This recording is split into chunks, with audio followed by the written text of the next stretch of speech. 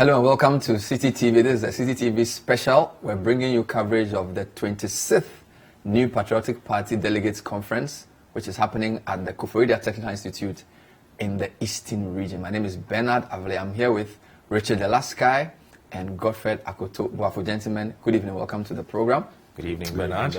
We're going to be covering what's happened so far with the NPP. There have been various speeches culminating in His Excellency the President's keynote address. We'll also analyze the various positions up for grabs. Over 6,000 delegates are voting between 42 aspirants for 8 positions.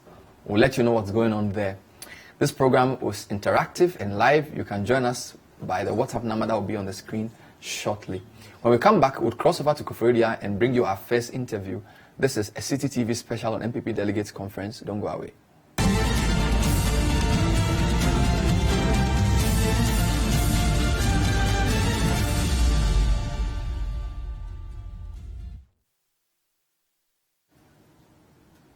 Welcome back to City TV. So, the New Patriotic Party has taken over the Eastern Regional Capital of Koforidua. Their 26th Delegates Conference took off this morning with a huge rally where the former President John Ajekum Kufuor, the sitting President Nana Akufo-Addo, and other leading figures of the party took turns to address delegates. We'll cross over now to Koforidua to speak to our reporter, who's part of a crack team that we have on the ground, Duke Mensa Opoku. Good afternoon, Duke. Thank you for joining us. Hello, good afternoon, Bernard. Set the scene for us. What's been happening since morning and what's going on now in Koforidua? Well, as I speak to you, the New Patriotic Party is having its conference, I should say, National Delegate Conference here. The first part of the program has just been wrapped up. Now, the first part of the program included the state of the party. So we had various, speeches from the chairman, from the general secretary, from the treasurer on the state of the financials of the party and other matters. They also took solidarity messages from other political parties. So we are talking about the PNC, the Liberal Party of Ghana, conspicuously missing from the list of parties that came here to deliver solidarity messages to the New Patriotic Party is the largest opposition party, the National Democratic Congress. No reason was given, but it has got to do with the fact that the party is in a state of mourning due to the past claim in the start. Talking about the former vice silence was observed here also in his honor. There was also a solidarity message from the Conservative Party of the UK.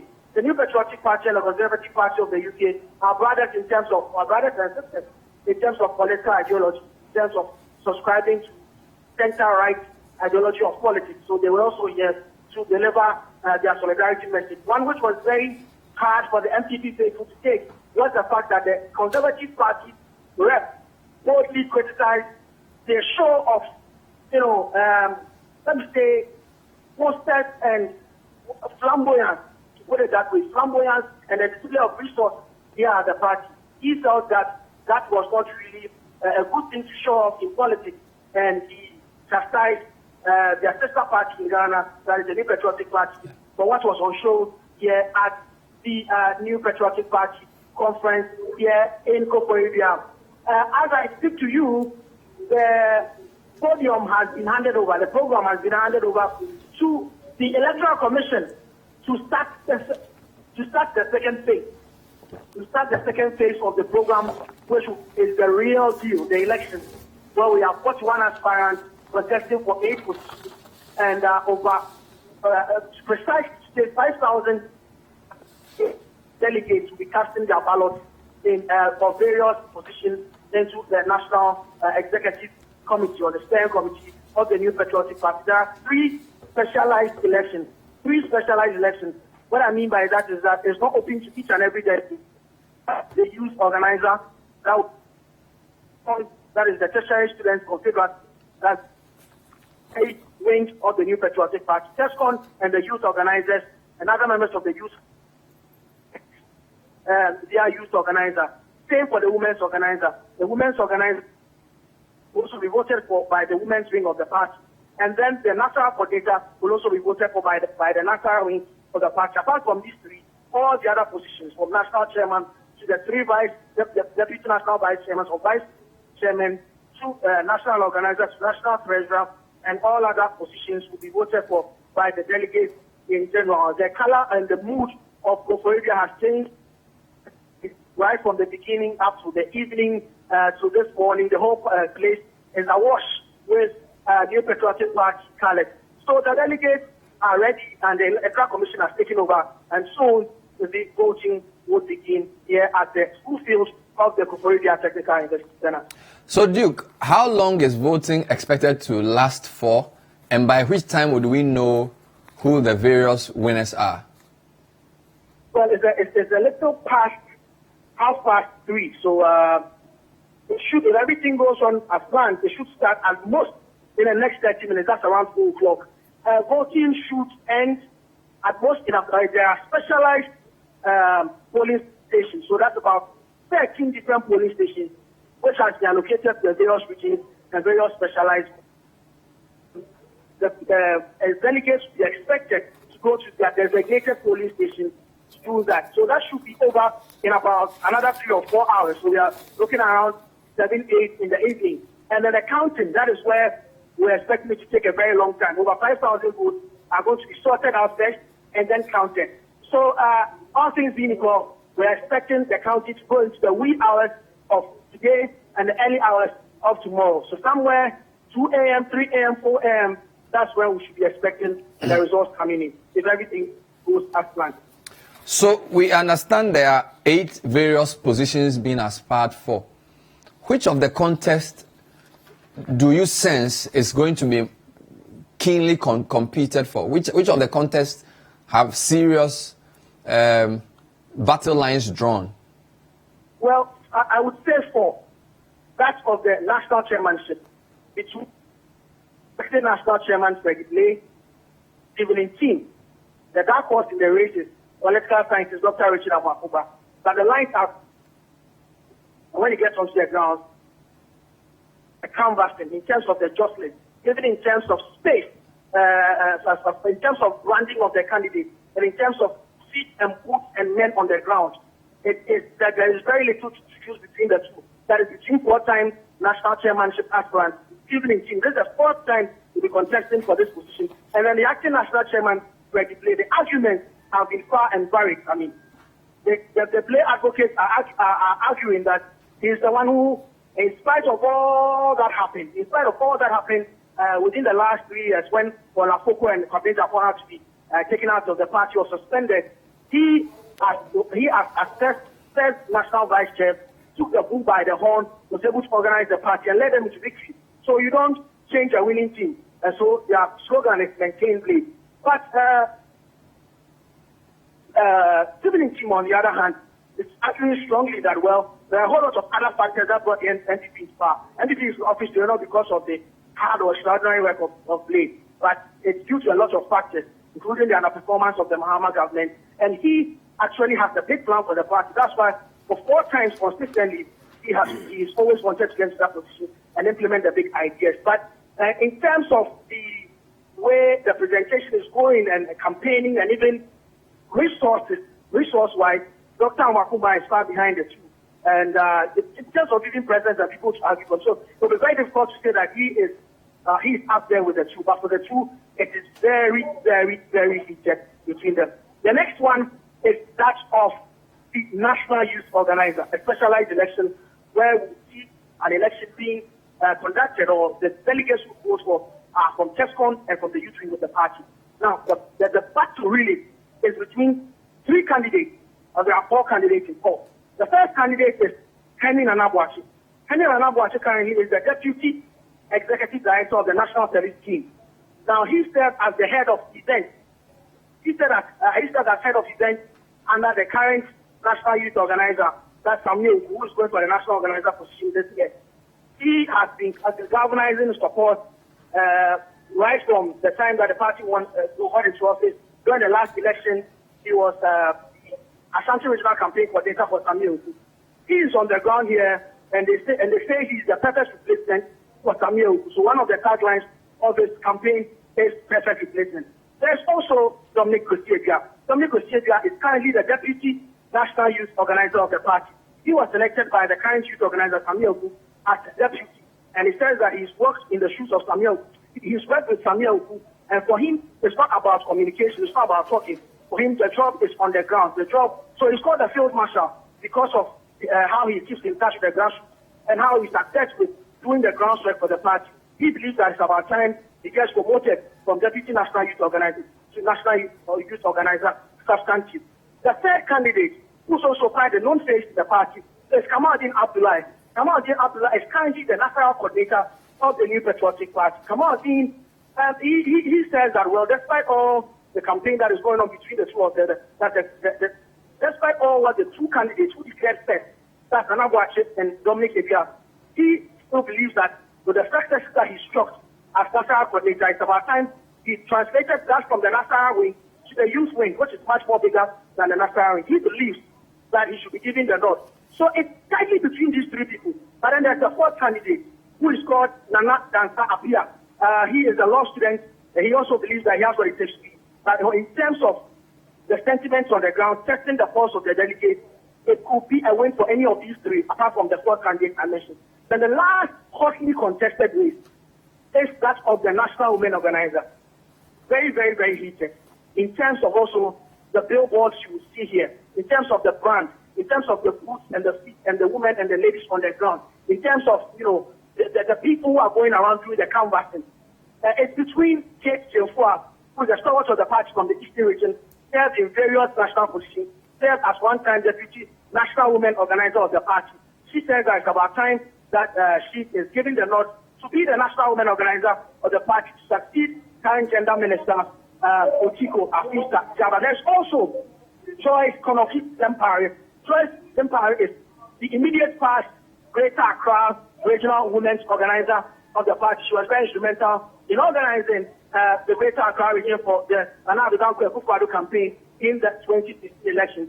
So she believes that the success and the gains that were chalked in that region can be translated into gains at the national level. So these are the two candidates for the National Women Organization. So the three contests expected to be very heated will go down to the wire, that of the chairmanship, that of the National Youth Organizer, and that of the Women Organizer. Of course, there is the fight for the National Vice Chair positions.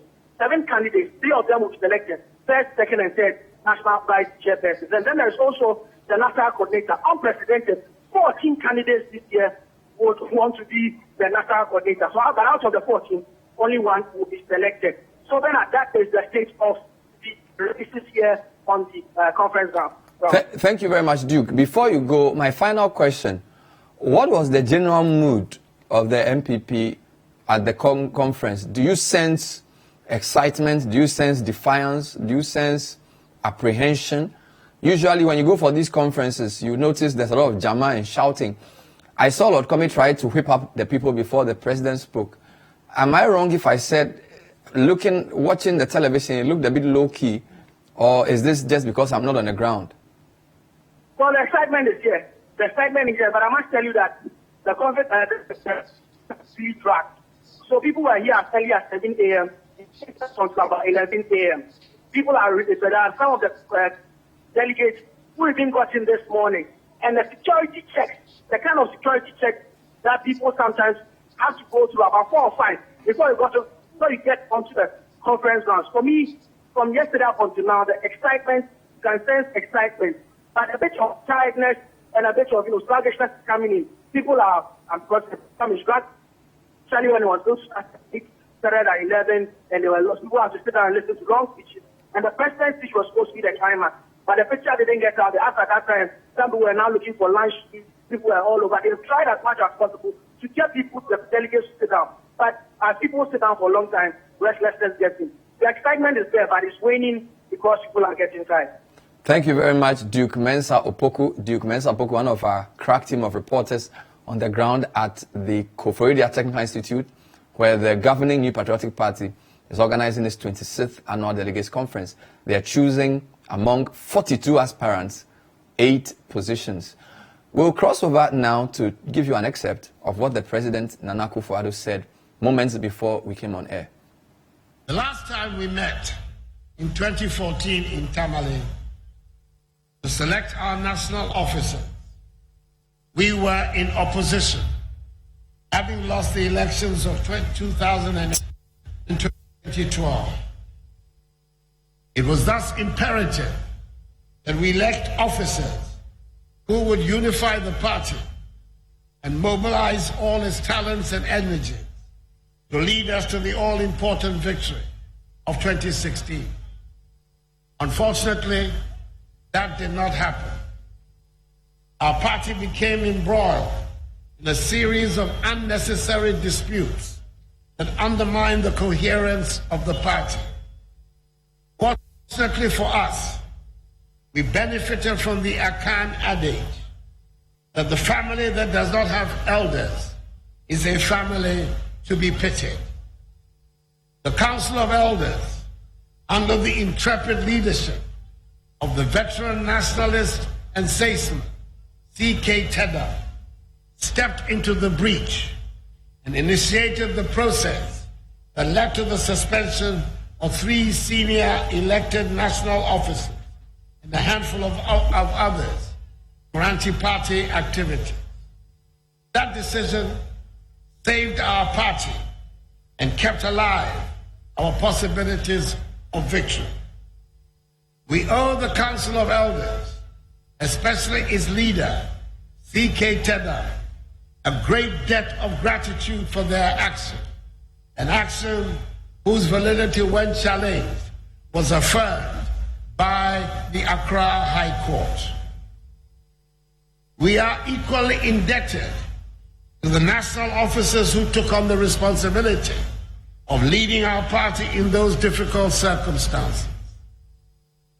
Despite the constant taunts of our opponents, how can they manage Ghana when they cannot manage their own affairs? How can a divided party govern Ghana? These were the constant themes of John Mahama and the NDC's campaign. They rose to the task, kept their focus, fostered unity amongst us, and helped lead us to a famous historic victory, a victory that brought us back to office to give us the opportunity to implement our age-old program of transformation and development. We thank them profusely for their service to the party and to the nation. To all our outgoing national executives, Elimbele Blay, Freddie Blay, Frederick Fredia Anto, John Buadu, Sami Awuko, Otiko, Afisa Jabba, Abna Abankwaya Boa, and Kamaldeen Abdullahi, I say a big Ayiko, well done. Well done. Your names are written in letters of gold in the annals of our party, and I will never cease to praise you for your stalwart defense of the interests of the NPP in this moment of peril. The events that happened in Tamale underlie the critical importance of selecting the right persons to manage our affairs for the future, i.e. for the next 4 years. The persons we elect today will have the daunting task of organizing our party for the 2020 election in 2 years' time. It is a huge challenge, and we need the right people to meet it. Let me repeat some of the words of my message to conference, and I quote, "We must elect officers whose principal goals will be to unify the party, strengthen its base and machinery, work hand in hand with government, and ensure that we give this country good governance to bring progress and prosperity to all our people. We must make sure that the post-Tamale events never occur again. We must maintain and safeguard the gains of 2016 by electing the right persons to do so." President Akufo-Addo there speaking to participants of the 26th conference of the NPP. In studio, I have Richard Dela and Godfred Akoto. Boafo, gentlemen, welcome one more time. Thank you. How important is what is going on in Koforidua to the NPP? Well, it's important on a number of levels.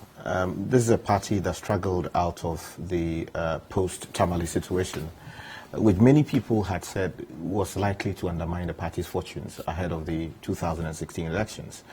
A bold decision had to be made eventually to remove two top officials of the party who the party believed were the problems. Mind you, eventually Sami Crab also drew a lot of rage from within the party leadership, and he also had to be... So chairman, general secretary, and vice chairman all had to leave. Exactly. In fact, going into Tamale, I mean, people believe that the NPP was going to elect a solid class of people. And if you look at the reputation of the people who went into the election, it was obvious that you had Kobene Japan there. I mean, a solid hand by any standard. The chairman, Paul Afoko, it wasn't exactly clear ahead of the elections that he was going to win, because Nanado himself was not settled as to who exactly he was going to back as national chair of the party. But after the events, it became clear that they could not work together. And I had predicted that, look, it was going to get to a point where somebody would have to leave the scene, and eventually they left. Now, given that history, if this party struggled to make it through the elections and to record victory, and now you have power, this is where all the problems will come up. Mind you, there are issues about people throwing money all about. And the caution that was given there by the Conservative representative speaks volumes of how much problem the NPP as a political party has to deal with. So money is flowing in. If the NPP has to retain power in 2020, then it starts today. It is a question of electing the right people who are not drawn by the cash at play, but people who are dedicated to ensuring that the party, fortifies its gains and also ensures that it provides the right appeal to So you're saying they have to correct the errors of Tamale? Exactly. By choosing people who can work together? People who can work together and people who understand what it means to have political power. Because, look, when too much money is at play, people forget how they came to power. People forget the kind of sacrifices that were made in order to get power for the party. And if you have the wrong people in office, what it means is that they will not have the drive needed to propel the party to another. So which means that you're saying what a party needs in opposition is not necessarily what it needs in government. Not at all. And in government, they need a team that can sort of remember that there's work to be done on the ground and not be deceived by the fact that they are in government. Exactly. And based on that, if you listened to the speech of former President General Jacob Koforidua, he alluded to this. He spoke about the seduction of power when an opposition party enters, and he said that he could already see traits of that creeping in. There was a certain level of complacency, and he felt that this particular conference had come at the right time because they could remind themselves as leaders. And he, as a former president, he as an elder statesman of the party, was in a position to sit back and tell them that, look, we are losing track of some of the things that we promised people. These are not the things that we promised. Do not be seduced by having too much power. The power has to be used for the benefit of the people. It also provided a platform. The majority leader also spoke about how they seem to have lost a lot of quality in Parliament, and spoke about why the delegates who had gathered there needed to reflect on how to select qualified people to go back. Because he said that, okay, fine, we come here and we select people to go and work for us in Parliament. Because the quality is not good, the performance of governance is also terrible, at an all-time low. If government doesn't do well, the party will lose the election. So it is also time that people start paying attention to all these things. So if you listen to some of the speeches that were given today, it informs you where the party wants to go, where they feel they are, and you can see early warning signs for me. I paid particular attention to those two speeches. So the majority leader and former president and majority leader, they appear to be reminding delegates that things are not all rosy. Yes. And they need to be very thoughtful in who they choose. Yeah. But what is NPP's major task now? Is it that they choose a team that is decidedly Nanado's team because it's the incumbent president? Or can there be people in the team chosen who may not necessarily be Nanado people? Because usually when a party comes to power, you would want the executives to be singing from the same hymn sheet as the executive. But, you know, again, President Kufuor answered this question. President Kufuor in his speech said that, look, we're a political party. We don't need to be friends. Yeah. We simply need to have the same ideology. Oh, that's what he said? Yes. President Kufuor made this point succinctly. We don't need to be friends. We just need to have the same ideology and the will to push that ideology forward for the good of the people. So all that the NPP needs are hardworking people who understand the ideology of the party to move it forward. It does not matter if they get along or not. Very interesting. Sky, what do you think? Well, I agree with that. And in fact, it was something I was thinking about. Because, I mean, if you look at it, while it is okay to work together as friends, you know people you are working with, you know people you can share very sensitive information with. It is also important that even if you are not friends, you work together towards achieving the goal at hand. That was what they failed to do, you know, when they got out of Tamale. So that it became clear that people had specific interests they wanted to attain. And they were not looking at the bigger picture. Now, there is power to be taken again in 2020. The question is, the people to be elected, would they be looking at things within that context? Be it Nana Addo Dankwa Akufo-Addo seeking re-election, or eventually they decide that, okay, let's use somebody else. Maybe it could be Baumia, or it could be Alan, if eventually a decision is made to that effect. The question is, the people who will be elected, will they have that at the back of their mind? But then again, beyond having that at the back of your mind, you have to create the right atmosphere for the party to thrive. Do you understand? Because whatever happens in government today would determine whether Ghanaians will vote again for the party. And the warning that came in from the UK party, the Conservative Party in the UK, is something that we have spoken about on City FM. When we started raising concerns about Freddie Blaze, you know, buses and all these big posters that are emerging around the country. 4 years, 4 years ago, was it in Tamale? Yeah. You did not see as many, you know, huge billboards as you are seeing. We heard from our reporter, Duke. And those give you an indication of what happens to the fortunes of a political party when it's outside of power and when it is in power. And that is one thing that they must watch, because these were some of the things that undermined, you know, the NDC as a political party in power. People raised concerns. You know, you saw, you know, people flying all kinds of things in the air. You go to Circle, you see huge billboards, electronic billboards moving up left, right, and center. And people became worried that, look, our economic fortunes are not improving as a people. Yet you have a situation where political party leaders are throwing all kinds of cash about. The NPP has got to watch it. This is a City TV special. We're coming to you live from our studios in Adabraka in Accra. We have a team at Koforidua Technical University where the 26th National Delegates Conference of the NPP is taking place. 6,000 delegates, 42 aspirants, 8 positions. My guest in studio, Godfred, Akoto, Boafo, Richard, Dela. Godfred wanted to make a final point before we move into now analyzing who the aspirants are and what is on the show of opulence that we've seen, you know, and compared to what we saw when the NPP were in opposition, I paid attention to the party's financial controller, the treasurer of the party. Yes, improved. Of course. And what do you mean? He went through their balance sheet and said that he inherited empty coffers. Yeah. And as he stood before them at that point, he was happy to report that their coffers looked quite healthy. But you remember there was a big controversy last time before the election where there was a loan from Prudential Bank that had not been paid for and the party was in all kinds of crisis.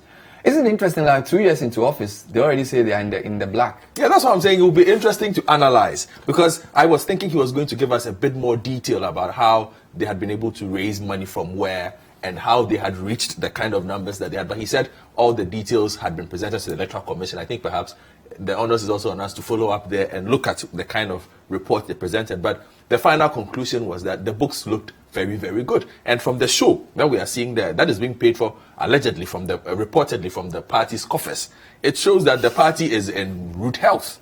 This is not peculiar to NPP, is it? No. When parties are in opposition, they are broke. When they come to office, even if they haven't made any money, they're already looking forward to making money. You see, Bernard, that raises quite a lot of questions as to how we fund political parties in our country. And, you know, the Electoral Commission hasn't done a good job with its mandate in terms of insisting on parties telling exactly where they are getting their funding from and making what they get received eventually as a report from the parties, making it public to the people of this country.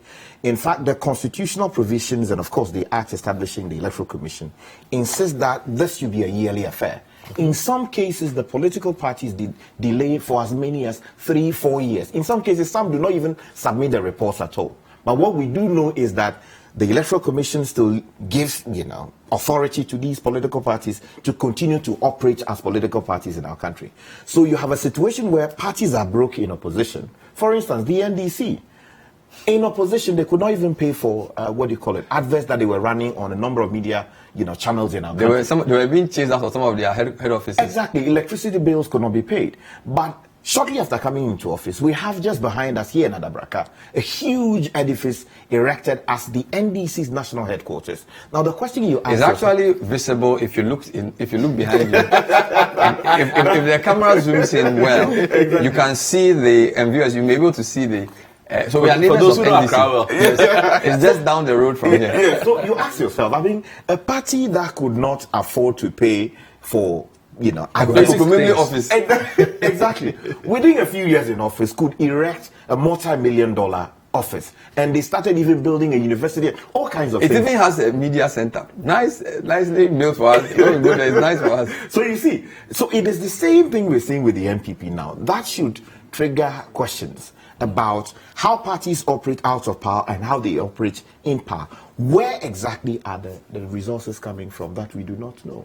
What are the key matchups? Duke says national chairman is keenly contested, youth organizer and national women organizer. First point, it's strange that for a long time you've not had organizer and general secretary being a key issue, because for a political party, the general secretary is the engine. Yeah, the administrative and chief. And arguably the most important position. How come this time those contests are already decided in a way? Well, from the look of things, it would appear that people would go for the usual mantra, Yenimnu, Frititi. John Boadu was the national organizer of the party. He was elected in Tamale for that purpose. The troubles in the party forced Kobne Jepong to be set aside, so that John Boadu came in as the acting national general secretary of the party. So you combine two roles. Exactly. Now, people would loosely say that here's a man who was elected for a specific job. He came in after Paul Afoko and Kobne Jepong were kicked out. He's been able to do such a fine job as to retain to bring back political power for the NPP. So, do you look at that and say that, look, we have to kick the guy out, or we maintain his position as is? Or you say that, no, we do not think that he contributed anything concretely to the success of the party. Maybe he was Nana. So this is like a referendum on John Boadu's exactly as general secretary acting. Yeah, because when Kobne Jepong and Paul Afoko left the scene, it was a turbulent scene they had. The ship was virtually sinking. But you had a situation where when they left, these two guys were able to stabilize the ship for the NPP. Now, the question is, what call would delegates make in Koforidua? Would they reward that effort, or they will say that, look, we are looking beyond their contributions to the party and say that, okay, there are better people qualified to do the job? That's the question they must answer. So you think John Boadu is clean? I think that there's if he had been contested by a serious candidate, that would not have been fair. Yeah, that would not have been fair. I think that the party leadership, explored the issue. I know of people who had expressed interest in running for the position, but ultimately there had to be a call. So we understand there's one Richard Ahiagba. Yes, from the Volta region. From the Volta region, and he doesn't look like he can. I think the only reason why he's being allowed to contest is they know he will not be able to cause too much of a problem, because, like Sky said, all the formidable names that would have necessarily come up, they've been impressed upon in all kinds of ways to just allow Mr. John Boadu to make progress. And let's be fair to John Boadu, he's a very popular figure within the party. He's a very popular figure, especially at the grassroots level. Young man who has risen from the bottom to where he is now. They see it will be seen as rewarding one of their own. It will be seen as reward. They will use this as a symbol of, if you work hard in the party as a young man, you can rise to the very top. So John Boadu, for me... but what does John Boadu have going for him? Not even as a candidate, as a person, does he meet up to the stature of who can be a general secretary of a party like NPP? Interesting question, Bernard. I'm a huge fan of General Mosquito, Mr. Johnson Esidu Nketia. I might not agree with his politics all the time, but I feel that he's a hugely intelligent political leader who understands and reads periods very well. He knows when to speak, when not to speak, even the kind of words to use wherever he is. He doesn't say anything for anything. He's that kind of person. I haven't seen that yet with John Boedu. Yeah. Yes, I've heard him speak on local radio stations where he seems to have a firm grip on some of the things that he says. But this is a much bigger picture. This is a far national picture. And I think there's room for him to grow into the role to compete with the likes of General Mosquito as things stand now. But like I said, he's a young man. There's time for him. He can improve. There's a lot to learn. But he has to learn fast. The NDC will not allow him to spend all that time on the job. He has to learn really, so really John fast. Boedu will win, but he has to grow into the job. Very fast. Let's deal with the second easy one. National organizer. Sami Oku is the lead candidate. I mean, again, I would say without any fear of contradiction that Sami Oku would emerge. Again, the expectation I had was that perhaps, Sami Oku was going to rise up and say that, look, I want to challenge John Boedu to the position. But again, as we said, there were all kinds of discussions behind the scenes, and ultimately John Boedu had or has to be preserved, and that's the decision as made. If you look at it, Sami Oku did such a fine job. You may not agree with some of the very controversial and irresponsible things he said ahead of the elections, inciting the youth to do certain things that people thought were clearly unacceptable. But in terms of working with the youth, in terms of organizing the party structures, in terms of rallying, people together to support the cause of the NPP, he's done that without question. So it would be very, very, very, very, I mean, I don't see it happening. It would be impossible to imagine a victory that does not belong to So Sami there's Oku. two people contesting him, and viewers on your screen, you can see Sami Oku in the middle, Emmanuel Chunebo Akodia, and Suleiman a man Sadiq who's so much of a stranger, we don't even have his photo. Suleiman Sadiq Nabichenga. Do you know who Chunebo Akodia is? No, not really. He's also been within the trenches of the party, but in terms of playing frontline role in the politics of the NPP as we've known it, I mean, he's fairly taking a back seat. So Sami Oku for the win there. Easy. Let's now start with the national chairman. So you have three candidates or aspirants. Freddie Wosume-Uble, Richard Amoakoba, and Stephen Itim. Sky, who is Freddie Blay? So Freddie Blay is an interesting character. Came in from the stock of the CPP. They were the people who went to court and were able to succeed in bringing the CPP back to life. The CPP, after Dr. Kwame Nkrumah was overthrown, was banned as a political party. There was a law enforced that said that, look, you can't run this particular party in our country. They had to go to the Supreme Court and say that, look, that position of the law was inconsistent with the constitutional provision. So eventually, they brought the CPP back to life, and eventually he made it to Parliament on the ticket of the CPP, representing the people of the Elembele constituency. Became first deputy speaker under John Kufuor's administration, and eventually lost the seat. So he was one of three CPP candidates in Parliament who were on MPP side in 2004. Exactly. So Kojo Ama, Freddie Blay, and Kwesi Indum. That's right.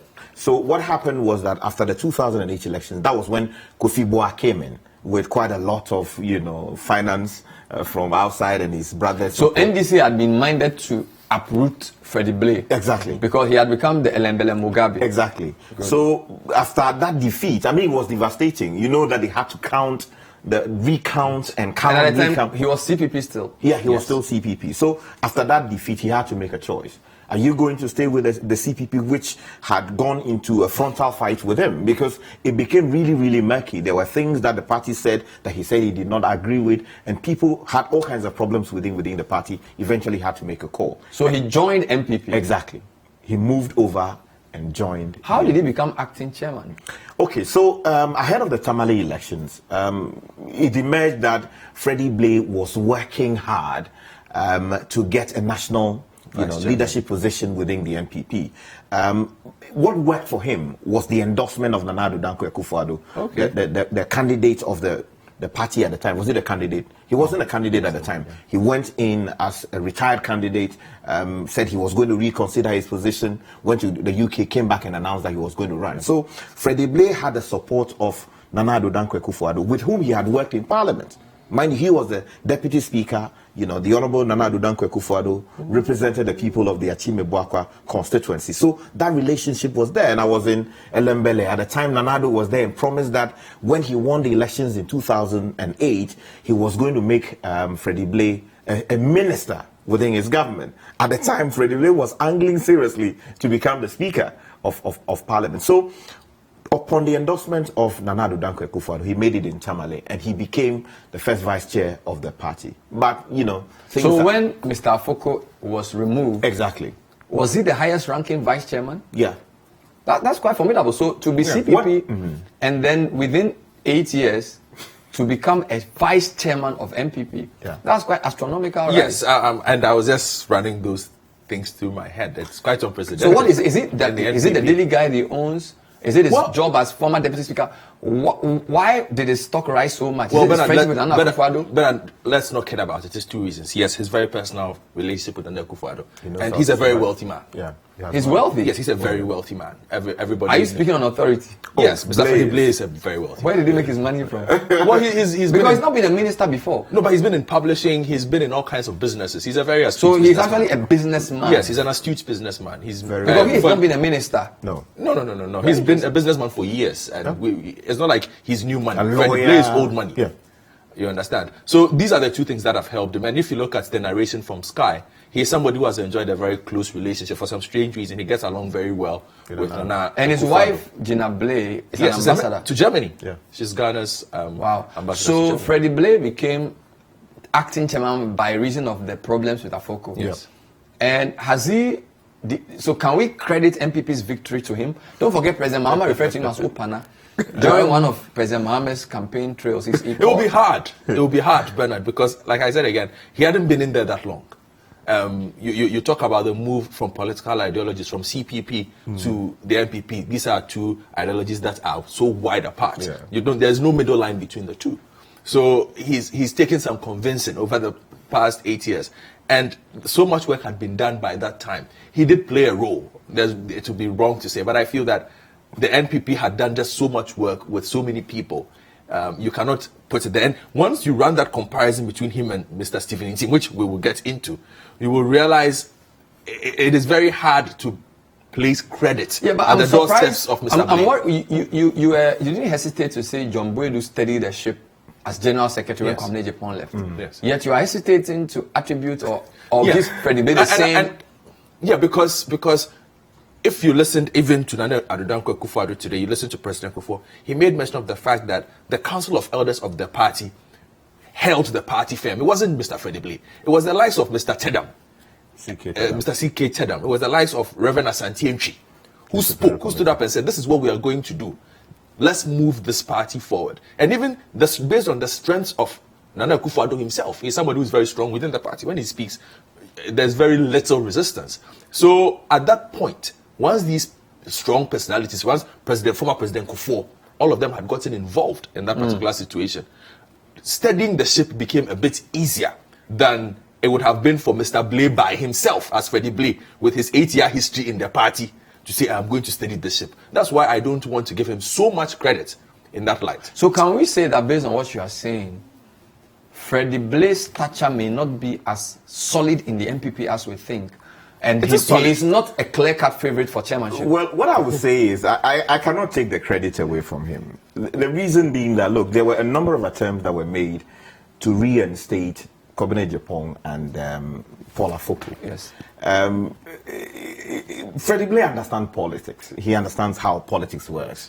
And also with his experience as Speaker of Parliament, the first Deputy Speaker of Parliament, he was able to deploy that so that if you speak to people who attended the various NEC meetings of the party at which these things were discussed, the steering committee, all these things, when these discussions were held, they will tell you that he played his part in terms of doing the dirty work that would ensure that, you know, these two individuals were never invited back into the fold of frontline politics within the NPP. So you would say that if eventually that led to the party winning power, you would not take that away from him. So I would want to preserve that credit for Freddie Blay. But it appears he's struggling. Or okay, maybe I'm jumping again.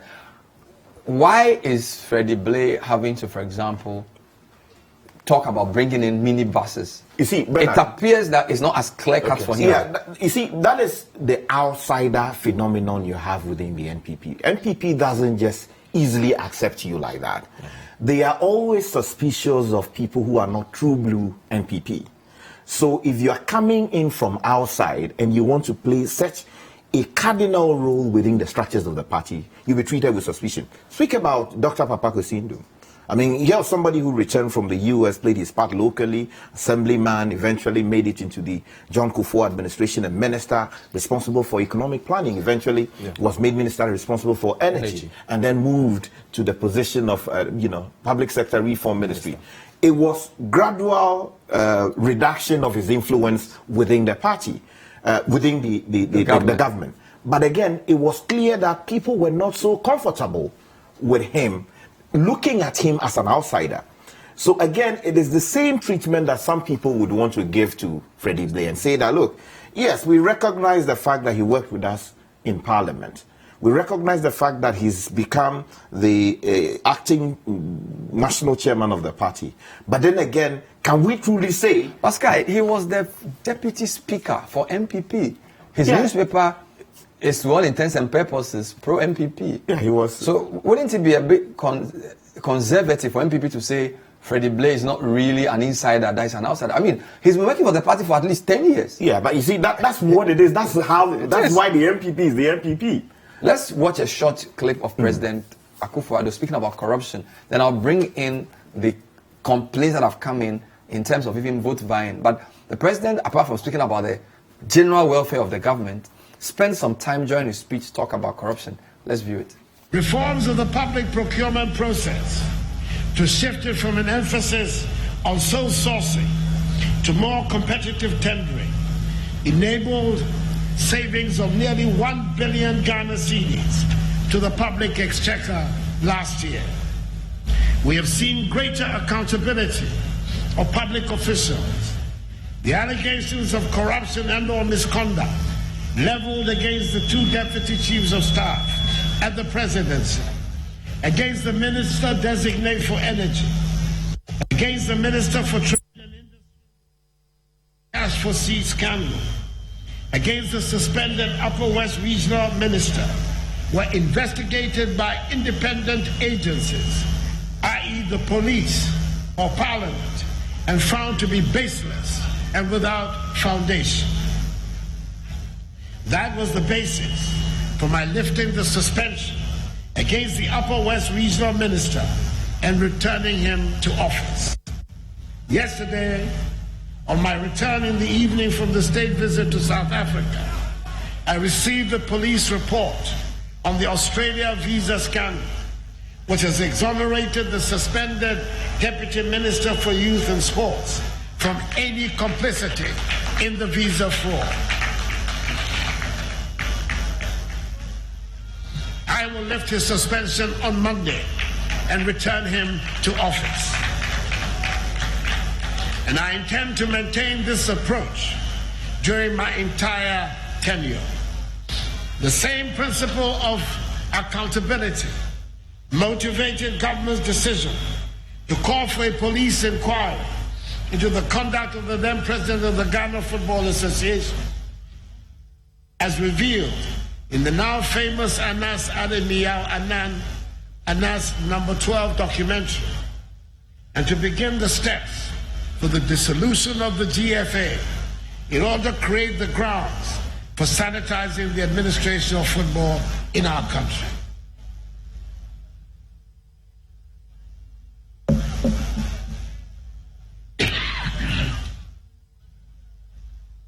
One of the most important developments in strengthening the architecture of our anti-corruption system has been the establishment by Act of Parliament of the Office of Special Prosecutor, a body independent of the executive with a remit to hold all public officials, past and present, accountable for their stewardship of public funds. The first occupant of this office is a noted anti-corruption crusader whose independence of spirit and sense of integrity have been well acknowledged. I'm confident that he will do his duty without fear or favor, ill will or malice. Respect for due process and constitutional propriety led me to discharge the heavy duty of giving effect to the recommendations of the constitutional body that investigated the petitions against the former chairperson of the Electoral Commission and had 2 deputies. I acted as directed by the Constitution without any malice or premeditation. And all those who are familiar with the genesis of this sad affair will recognize the truth of my statement. But I'm aware that the professional critics and those who still cannot adjust to the expression of the popular will of 7 December 2016 will continue to strain every sinew to find a case where there is none. I will continue to do my duty and will leave their effusions to the... So the President, Nana Addo Dankwa Akufo-Addo, addressing delegates, speaking about corruption. This is a City TV special. We're bringing you coverage of NPP's ongoing delegates conference. They are now voting, and we have a team on the ground. I'm here with Godfred, Akoto, Boafo, and Richard Dela. Gentlemen, you saw the President spend some time talking about corruption. It would appear there's growing pressure. He's having to defend his track record on dealing with corruption, talking about Martin Namidu and all the things. Why is he speaking so much about corruption less than 2 years into his tenure? Because it was one of the things that was used to oust the NDC. And unfortunately for him, in his first year and a half in government, it looks like there are a lot of issues cropping up. And he enumerated a couple of circumstances and the processes that were being undertaken. So he spoke about the former Deputy Minister of Youth and Sports, Pius. It's not former. He's been reinstated. Yeah, he was suspended. They're suspended. Now reinstated. Apologies, Mr. Hajide. Now reinstated. Obviously, he went through a process. He spoke about Martin Namidu and the kind of role he is going to play. He spoke about the ongoing dissolution of the Ghana Football Association. So he's going to extreme lengths to explain that, or to show that he is actively working to curb corruption in the system. If you look at the process that our Chief Justice, now dismissed, also went through, it looks like he wants to establish that, look, I criticized corruption in the John Mahama administration because they didn't do anything about it. They are accusing us of corruption, but look at the steps that we are taking. This man was interdicted. We've explored it. We feel that he is not guilty, so we are bringing him back. We've set up the special prosecutor, a man whose reputation for being incorruptible is world famous. We've dealt with the Ghana Football Association after A, B, and C. So he wants to really go out there and show the general public that, look, his party is really different from the party that they replaced. But speaking about corruption is one thing. Discussing money in elections is related but not the same. Yes. So back to the chairmanship race. We've heard accusations from Stephen Ntim that Freddie Blay is trying to buy the seat. We've not spoken about who Stephen Ntim is and why Freddie Blay is struggling so much. So who is Stephen Ntim and why does he seem to be giving Freddie Blay such a good run for his money? Well, Stephen Ntim is a French-speaking systems engineer from the Boafo region. A French-speaking? Yes, he's very fluent in the French language. Spent a lot of time in France, so speaks the language. He's a systems engineer. He's been a lifetime member of the new Patriotic Party, one of their early financiers. I think in 2004, when they didn't have anything, he bought all the regions a pickup and gave 4 constituencies cars as well. Apparently, he's also been the provider of stationery for the party for years. He's also been, when the party had no foothold in the Volta region, he was the one who went there and said, hey, here's some money, take it, let's go buy some land and build some offices. But I hear his name every time there's an NPP election. Yes, I'm getting to that. This is the 4th time. Now, in 2005, he lost to Mr. McMenu. He then later lost to the late J. Kotanka Obeche-Bilamte. He's also lost to Mr. Paul Afoko, and this is his So he's fourth lost attempt. to the past 3 chairmen of NPP. Yes, of the NPP, and he feels that now is the Why right time does for he keep him. losing, though? But if you look at the caliber of people he's come up with, he's come up against dyed-in-the-wool NPP people, just like him, Mr. Peter McMahon, obviously. He's an NPP aristocrat. You can say the same for Jake Otanko Bechebilante. His family, his lineage is something he cannot compete with. Paul Afoko was the surprise. I thought Paul Afoko was his best opportunity. But I also think that regional considerations also came in at that point. And then now he's up against Freddie Blay. You see, I mean, the Paul Afoko situation was largely because, as we understood it when we went to Tamale, Nanado didn't show his hand early enough. So if Nanado had said he supported Stephen in team, he would have won. He would have won. Either Stephen in team or the former Choice FM, Mr. Fred Oware. You see, Nana was torn between, as we understand it, was torn between the two of them. Fred Oware and Stephen in team. Exactly, because Paul Afoko, from everything we had heard, was going around, and when people listen to him, in secret, the kinds of things they say he has or he had said repeatedly about a Nanado return for the ticket of the NPP was to the Nanado people frightening. So as for Paul Afoko, it was clear that they were not going to support him. But then, in public, he was... Yeah, but he was saying that, look, I'm for unity, I will rally the party together, I will work together to ensure that this party is united for victory in 2016. We saw what eventually happened. So, from the analysis, if Nanado Dankwa Akufo-Addo had indicated who he was going to support early enough, I mean, I do not think that Paul would have made it in Tamale. Yeah. So now Stephen in team, is he the favorite? Is he Nanado's candidate? Let me start with that one. You see, a lot of people feel that Mr. Freddie Blay is the outright favorite, and people feel that it is not going to be a contest. I beg to differ. It might show differently, but from where I sit in the analysis, I feel Mr. Freddie Blay himself knew it was a close contest, and he needed to do something extremely different. You see, like Richard Sky has been explaining, the NPP is a party of what have you done for the party over a long period of time. And if you look at the record of Mr. Stephen Intim as compared to Mr. Freddie Blay, you would understand Mr. Freddie Blay's master plan to bring in 275 buses. Now, Mr. Stephen Intim was the man who was given the Boafo region, the Eastern region, and the Ashanti region as sectoral head during the elections. His job was to bring in numbers. Now, if you look at the Boafo region, it had been particularly problematic for the NPP because the former president's wife is also from that. So NDC had decimated NPP in a sense. Up to the 2016 election, the NDC had won that particular region 3 elections in a row. Wow. Now, of the 29 seats in the region, the NDC held 16. The NPP held 13. As we speak today, the NPP holds 20 of those seats. So that's a +7 swing. Yes, and the NDC holds 9. With a vote turnaround, the NDC held a voter turnaround of 51%. Mr. Nintim turned it around to 57% for the NPP as we speak. Wow.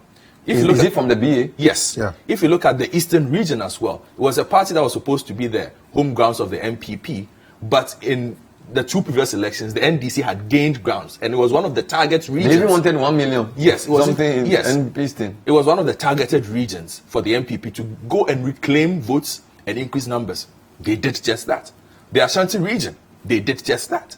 And these were the key regions, the Boafo especially, the key regions that led to Nana Dankwa Akufo-Addo winning the election alongside what happened in the north and other places. So, and this was all work that Mr. Stephen Intim was at the forefront of. Now, to be able to do that means you have a certain level of interaction with delegates at the grassroots level.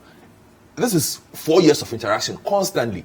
It is not a kind of interaction Mr. Freddie Blay would have been afforded at that point. You understand? This job started in 2014. Mr. Freddie Blay was nowhere near the elections at that point. So, I think for the outside observer, they would say, "Oh, Freddie Blay had money, blah blah blah," and he used his newspaper. But Mr. Intim, albeit not as flamboyant, has name recognition and work recognition with the NPP. That has led to the NPP coming into power. They will not overlook that. I'll take predictions when I come back for who's going to win the national chairmanship, because listening to Godfred and Richard, it looks like the race is much, much keener than we imagine. We'll also look at the other key matchups, National Youth Organizer and the National Women Organizer. This is a CCTV special, and we're coming to you live from our studio in Adabraka. We have a team in Koforidua covering the 26th National Delegates Conference of the New Patriotic Party. Don't go away.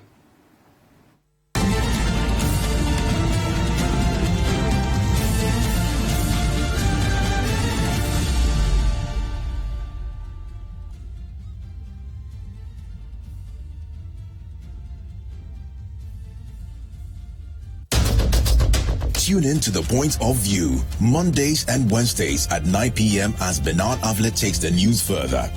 He will bring the right guest, ask them the relevant questions, and get you the real insights you need on the big stories for the day. What one action have you taken? What one statement have you issued?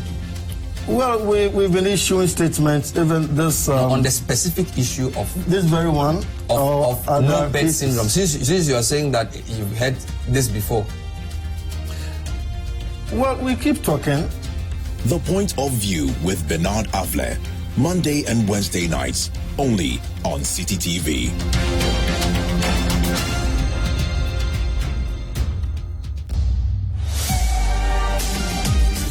Wherever the weekend sporting action happened, we will bring it to you here on Scorecard. Every goal, every dunk, every punch, the winning strides, and the winning volleys. International media, he said, look, wait, sit and wait. Let me have a meal with my people. And I think that's the same cool, it's the same organization he brings to the field every time I've seen him play. He looks to me like somebody who has played over 50 caps already. Okay. But this guy has barely played over 25 caps for the national team. All of the weekend's action in one place. Scorecard, every Sunday at 8 p.m. prompt on City TV.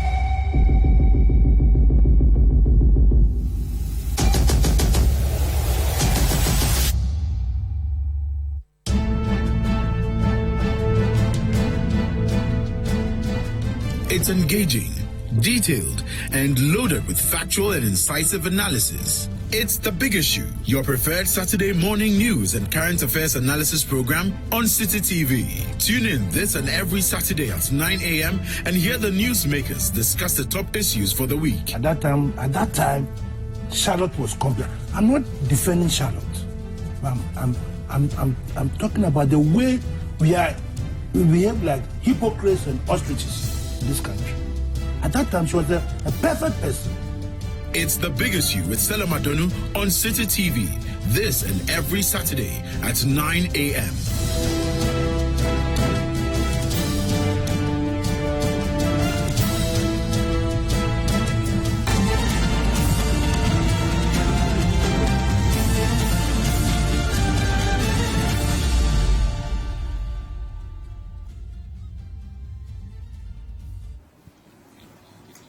Welcome back. This is a CCTV special. We're covering the NPP's 26th annual delegates. Is it national or annual? I'm sure it's annual delegates. No, it's not annual. It's national. National Yes. Delegates Conference. It's happening Koforidua Technical Institute, Eastern Regional Capital, Koforidua. We have a strong team on the ground, and we are in studio here at City TV, number 11, Dr. Morton Street. My name is Bernard Avle. I'm here with Godfred, Akoto, Boafo, and Richard Dela Sky. Right now, voting is going on. We understand voting will go on till late in the evening. Counting of over 6,000 ballots before we know which of the 42 would become part of the top 8. We've been discussing the various positions. We've spoken about General Secretary, which is really a shoe-in for the Acting General Secretary, John Boelu. Also, National Organizer is going to Sami Oku, barring any serious surprises. But the first of 3 key contests, National Chairman, Stephen Intim, we are told, is going to give Freddie Blay a run for his money. But there's a third person, we've not discussed him, who is Amoakumba, and what is he doing on the ballot? No, he's a political scientist. He's a lecturer. Dr. Richard Amoakumba? Yes, he's a lecturer. I've heard him on radio a couple of times. We've spoken to him here. Yes, as well. Is he a known NPP person? Oh, wait, I mean, he's known. I mean, it's not something that he hides. So if you go to KNUST, they will tell you that this is a die in the wool. So is he running to win or just to make up the numbers? Because we are told he doesn't have a lot of posters and that kind of thing. He doesn't. Again, he will not be consistent with what he's consistently praised on radio and on television about how too much money is creeping into our politics, why we should stop flamboyance and all of that. So he doesn't believe in a lot of money. Yeah, exactly, especially of the NDC when they were in power. So if he goes out to do that kind of thing, and of course lecturers are not known to have a lot of resources. And it's also interesting because he's somebody when, the NPP did a constitutional amendment, I think last year.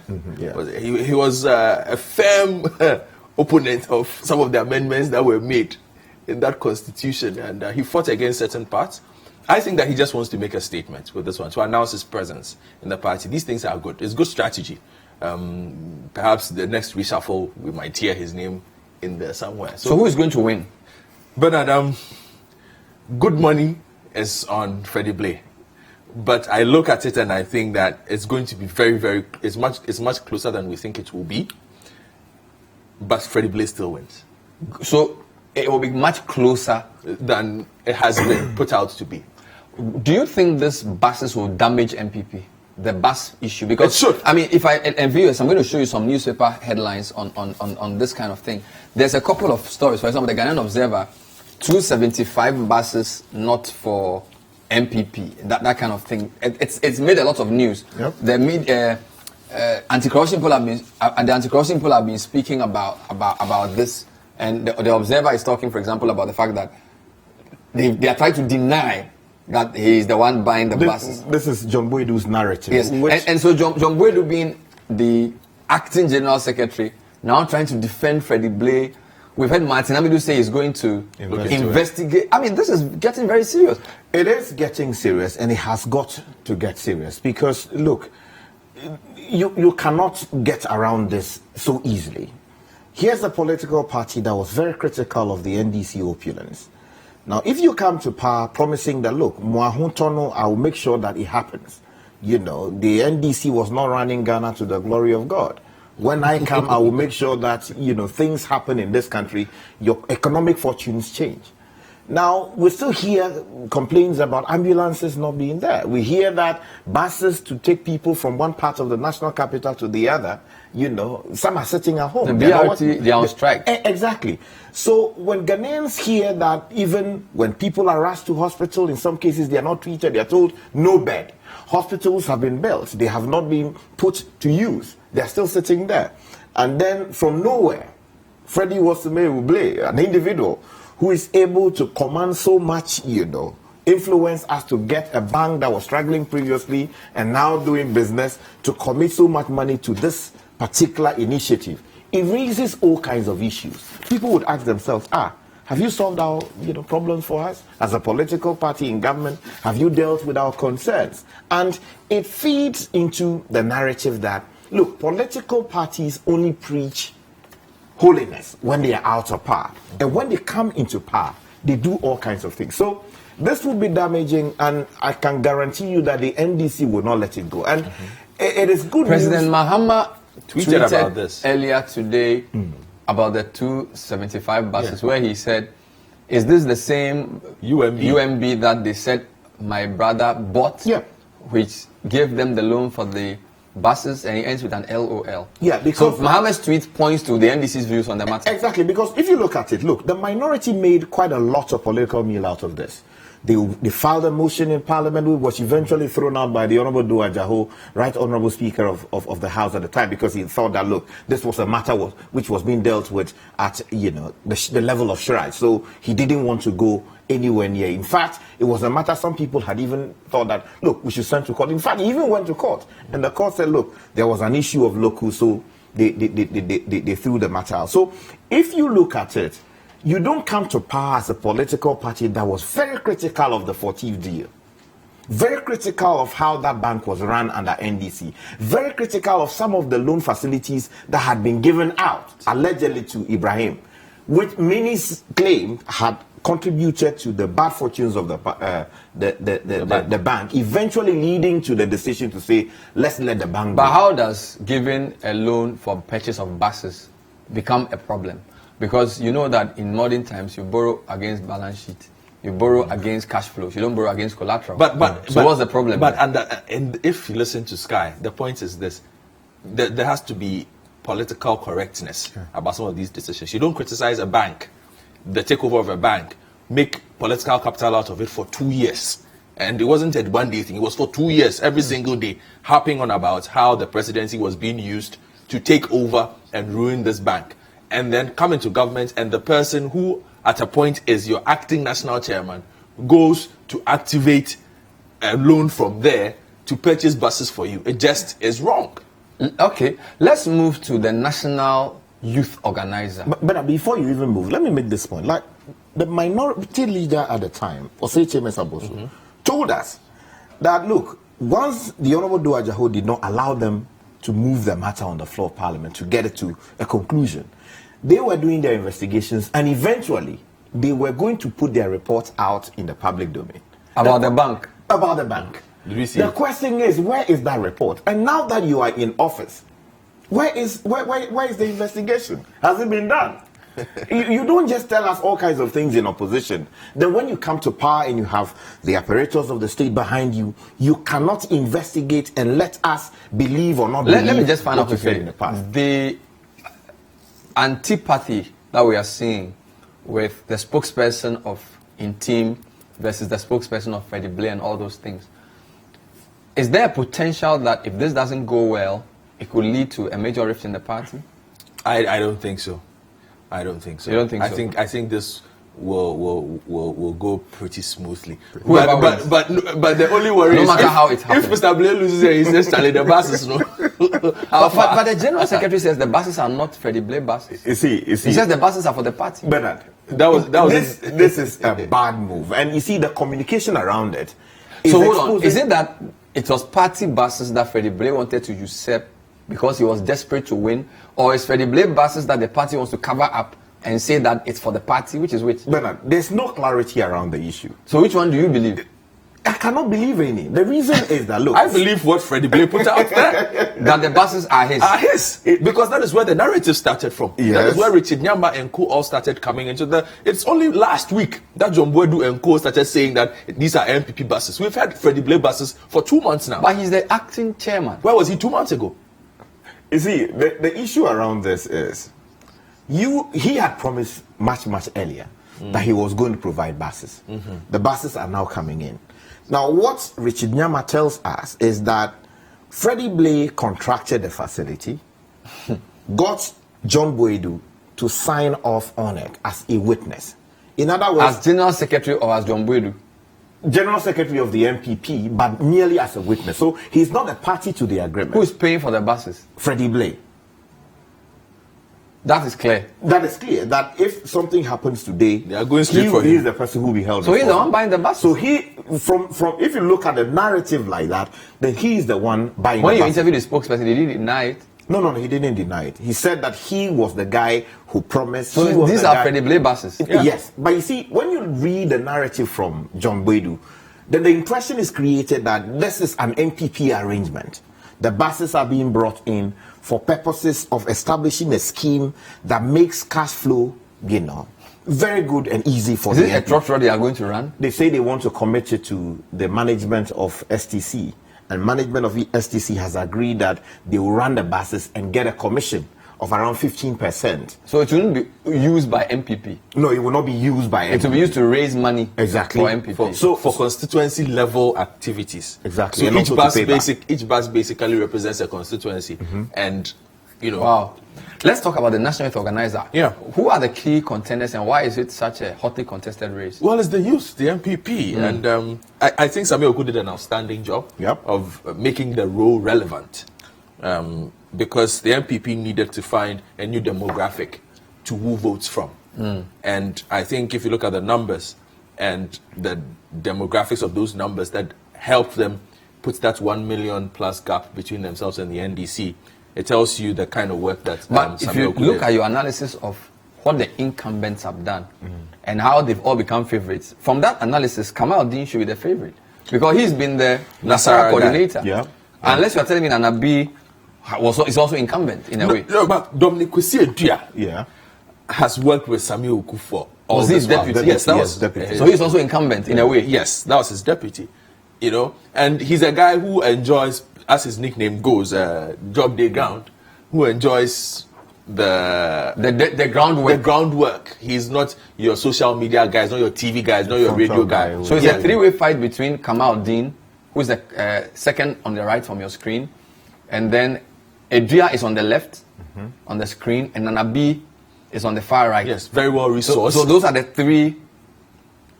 It's a three-horse race. Yeah, yes. Right. But I see it more like a two-man race, really. Between Nanabi and Kamaldeen, for good reason. You think so? You see, Kamaldeen did such a fantastic job by way of galvanizing support for the NPP within the Zongo areas. Mind you, the NDC has had such a major control over the Zongos of our country, and they were practically no-go areas.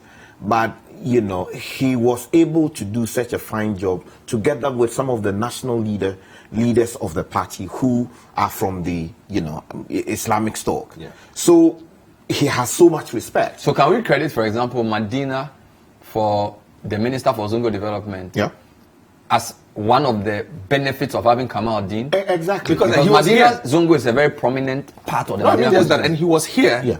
I think he was interviewed by Umaru Sanda. He did say that the ministry that was created. It's a suggestion that he sent. Wow. So Nasara coordinator is a big position. It is a big position. It is one of the positions that helps to demystify the impression that is always created at the NPP. It's a classist. Exactly. So it doesn't go close to the Zongos and the Veranda Boys as some people would want the electorate to believe.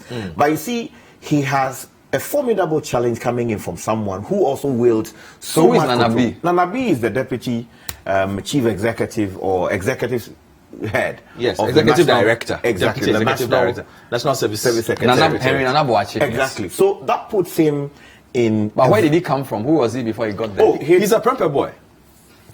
No, I'm not asking about that. What is his MPP credentials? No, I mean, in terms of the frontal role within the youth, he's always been, you know, such a formidable, if you like, youth leader of the party. He's one of the people Samir Ewuku brought along. Do you understand? So, from that background, for him to leap to the position of Deputy National Service Secretariat head means a lot, and that gives him a lot of constituency to come. But from the way you are talking, Samir Oku could determine who wins this. But here is the case, two of the people are his people. Yes, and Samir Oku has clearly said he's not even going to vote for in this particular race. So he's torn. Yes, he says he's not going to. But who is he supporting secretly? Well, we don't know. That one, it's. But does it stand to reason that whoever Samir Oku endorses tacitly could win? Could win, yeah. But I also think that the candidates are also so popular. These three, Kamaldeen, Nana Boachi, and Dominic Koforidua, on their own right, that it might not matter who Samir Oku backs. Whoever will win. And it's, for me, it's too close to call. He says Nana Boachi and Kamaldeen. I think it's Kamaldeen and Dominic Koforidua. Oh, really? Yes. Well, the reason why is that, look, if you are at the National Service Secretariat, there's a lot that happens there. First of all, you have quite a lot of resources at your disposal. And then again, you get to control what happens on the various tertiary, and they are the ones voting. Yeah, because what happens is that the people transition from there, the TESCON, become, graduate from school, and you give them comfortable places to do their service. So if you wield so much influence at the headquarters, you are able to build your own set of following within the TESCON leadership and also around the country. Now, if that is to be believed, then what it means is that he could easily exploit that or explore that very opportunity and play to his advantage. As to whether ultimately that would create enough following around him to take him over the finishing line is another matter. So the National Youth Organizer is a position we are looking out for. How come the National Youth Organizer, in fact, give me the graphic. Yes, for the graphic to use the two aspirants for National Women Organizer as its front page, it tells you it's a very serious contest.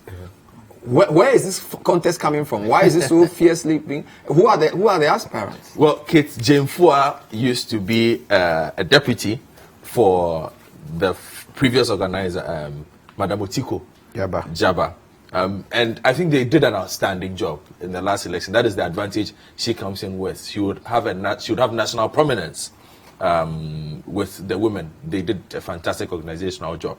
Then you have Joyce Konoki Zempari, who worked under Kate Jimfua because she was Greater Accra Women's Organizer, and so would have been implementing the national strategy. But she feels that it's her turn.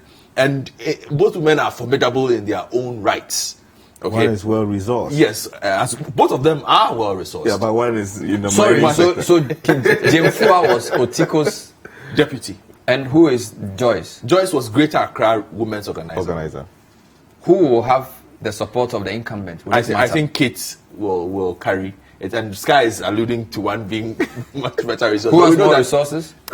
The one in the mining industry, what do you call it? Nana.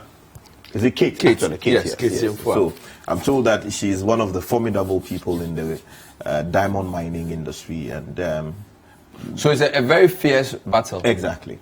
But you see, Joyce has also been such a good friend for the folks in Parliament. And I mean, anytime you go to Parliament, you see how she's able, in fact, in very challenging circumstances for the party then in opposition, she played such a crucial role in terms of getting the MPs of the NPP together to push certain lines that eventually inure to the benefit of the party then in opposition. She was always there helping to fortify the party's position against the NDC. In some cases, I have met him personally in some very sensitive meetings that the NPP then in opposition was holding to strategize what to deploy against the NDC. So with her as a good friend of many of the MPs we have in Parliament, you can safely say that if she's able to nurture that, to get the MPs to her side, it is possible that she emerges. And this is Joyce you're referring to. This is Joyce. I mean, she is the Greater Accra Women Organizer. Exactly. She is fantastic. So you think the MPs will vote for her? I think so. In terms of her following within Parliament. So who will you stick your neck for? I'll go for Joyce. And you go for? I'm going for Kate Jimfua. Wow. National presence. Let's try and wrap this up. Yeah. There are 14 aspirants for Nasara coordinator. Yes. Charlie. What does that say? Does it mean it's a lucrative position or it shows division? How do you have 14 individuals? It's just one position. Yes, but it shows how relevant it has become. And credits to Kamal Dean. Yep. For that, I think he gave the position prominence. And as Sky alluded to, this is one particular position that has become a part of the body of the New Patriotic Party, and they push it a lot. So these individuals, Abubakar Suleimana, Alhaji Rashid Adam, Ahmed Zuruk Nuhu, Idrisu Abdullah Dipantiche, Alhaji Shaibu Musa Sharif, Babagado Ibrahim, Abdul Aziz Haruna Futa, He's a formidable guy. He is formidable because he's been for a long time the organizer of Chapter O of Accra House of Folk, Nima. Oh, okay. He's very well known in the Nima Mamobi areas. This is a huge Zongo area. Yeah. Then you have Alhaji Aminu Abu, Sulemana Al Hassan Atako, Abdul Rahman Diallo, Kazim Ibrahim, Saliu Yahaya, Bo Ali Suraj. 14. I think the numbers means that the winner will not get away with such a big figure. And is everybody voting for this? No. This is a limited voting. Yeah, that's right. So for this and youth organizer, the electoral college is different. It's smaller, yeah. And that's why I'm looking at Abdul Aziz Haruna Futa. That's right. Based on his long-standing relationship with Nima. Has he always been NPP? Yes, he's always been NPP. And also because of his football links, he used to be a board member of Accra House of Folk. Wow. Has been supporter leader for House of Folk for almost 20 years. Yeah. Got involved with one of these supporter groups that was formed called Gansu. They took a lot of people outside the country and whatnot. So for the Black Stars. For the Black Stars. So he's used sports and politics. It's become an important position. Don't forget Baumia also did some work for the NPP in the Nasara area. And you also had the wife, Baumia, Mrs. Samira. So this is a very key position now. It is a very, very... In fact, if the NPP wants to continue to enjoy, growing popularity within the Zongo caucus. They must pick well. They must really choose the right candidate who would be able to coordinate the activities there, because the NDC already have their Zongo caucus, on the ground. It has not been particularly nationalized as the NPP has done it, but in terms of having small committees within the various Zongos around the country, the NPP. But I understand Elijah Abubakar Sulemana, who's number 1 on the list, is a former Nasara coordinator. Yeah, he was there before Kamaldeen and is back aspiring, so he could give Futa a run for his money. He could, but I would go with Godfred's view on the situation. It's called Laku. Yeah, I know. I mean, he's also you know him. Yeah, we've spoken to him quite a number of times. So you are going to say Aziz Haruna Futa? I would not make a call, but I would say that I would prefer to have Futa as the Nasara coordinator. We have 5 minutes to go, so let's try and wrap this up. Vice chairman, how does it work? There are 7 aspirants. How many are they? Three. And we have Kenwood Nowosu, another man, former Volta Regional Chairman. Kenwood long-standing relationship with the NPP. Madam Rita Talata Asobaye, formerly something, women organizer. Yes, as well. Michael Omari Wadie. Now he from West Wuogon constituency. I also West Wuogon aspirant. That was with the current chief of staff. Yeah. Madam Frema. And George Isaac Amu. You have FF Anto, who is a current vice chair, the man who chaired the constitutional committee of the NPP. You have Vida Ejikuma Champong, and then the Honorable Mrs. Agnes Chigabatia. Perhaps you can tell us a bit more. Yeah, so Chigabatia used to be a member of parliament from the Upper East region. Yeah, that's right. Became the deputy regional minister. Not exactly the fine English speaking kind of, if you like, public figure, but she was formidable by reason of her ability to organize women and also her ability to push party lines, although you would not find her to be the fantastic public speaker. So that's one challenge she had. But in terms of her prominence within the NPP, it must have died over the years. Yes. But I mean, Chigabatia, the other Chigabatia was with the civil service. Smart Chigabatia. I don't know where he is now. He must have retired. I mean, so the two of them were really powerful, husband and wife.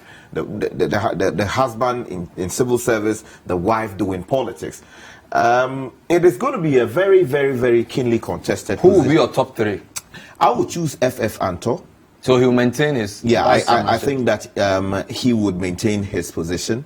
I think that for purposes of regional balance, which the NPP doesn't have, good grasp on presently, I think Mrs. Agnes Chigabatia will be given exactly a good call. And then you also have what do you call it? Do you think Kenwood can bring a surprise? No, Kenwood no. Also, there has always been suspicion that he's anti-Nanado. His politics with Alan and all these things over the years have clearly damaged him. So I do not expect NPP delegates to vote for him as a vice chair. But I would go for Michael Wadie or George Amu. I mean, it depends. I mean, what about Asobaire? Rita Asobaire, fantastic regional organizer, women's organizer at the time. But over the years, her stock has fallen. Exactly. Yeah. So you are only sure of FF Anto? FF Anto. And then also I would expect that Chigabatia should be in there for purposes of the north-south balance. Good. Akoto, finally, Treasurer, you have a Bankwaye boy still there. Yes. And I think for that, is it clear that he's going to win? Oh, yes. If you look at the way he even read the financials of the party today, he read it to show that he has done a good job. So Bankwaye boy will maintain his Treasurer. Yeah, I don't think anybody is touching the good Mr. Abankwai. He says he has made money. Thank you. But there are things they have to tell us, though. That's a very question. Thank you very much. This has been so Abankwai Boa, the man on your left, is winning, according to my panelists. This has been a CCTV special covering the 26th National Delegates Conference of the New Patriotic Party. It's happening at Koforidua, and later on our news bulletins, you will get to hear who's won and how the chips have fallen. My name is Bernard Avle. I've been here with Godfred Akoto, Boafo, head of current affairs, CCTV, and Richard Sky, host of current affairs for now, host of Eyewitness News, and who's visiting us briefly Keep watching City TV and good afternoon.